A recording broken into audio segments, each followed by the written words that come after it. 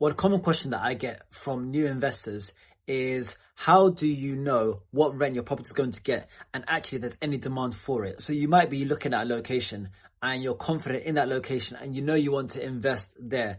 But how do you actually know that that house or that flat in that area is actually going to give you a good return on your investment and actually there's going to be demand there? Because you don't want a property sitting there void for too long, because that's going to be eating up into your capital. So in this video, I'm going to be speaking through both how you can actually check the rent and check the demand as well. So firstly, what you want to do is actually find the postcode of the property that you're looking at. So let's say you're looking at the property in Rightmove, you can actually take that address out of Rightmove if the postcode's not already there and put it into Google. And if you scroll, you'll actually see the postcode come up. So once you've got that postcode, you can then go back into Rightmove. But here you want to actually click on the rent. And once you've done that, you want to plug in that postcode and then put in a 1/4 mile radius because you want to see other properties in that area. Now you want to be more specific as well, because what you're looking to do here is actually assess for properties that look very similar to the one I'm interested in, how much are they being rented for?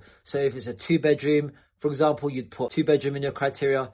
If it's a 3-bedroom, you'd put a 3-bedroom. If it's a terrace house that you're looking at, you'd put terraced. So you want to get it as specific as possible and have it look at properties that do look very similar to the one you're looking at. Now, once you've done this, you'll then tick the let agreed box as well. You'll tick that and then click search.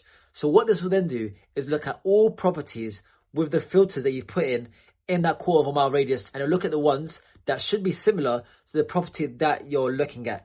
In addition, you'll also see the ones where there's actually been an agreement between a prospective tenant and the landlord, the estate agent that's acting on behalf of the landlord. And you can be confident those rents are actually what tenants are paying. You could also go into open rent as well. So this is to further evidence your findings. You can go into open rent and then using that postcode, put in a 1 kilometer radar. And then you can also put in your filters as well, again, to match up the property that you're looking at.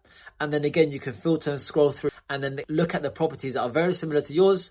And then look what they're being rented for, what they've been agreed for as well. This is the best way to actually assess what the rent is going to be against the property that you're purchasing.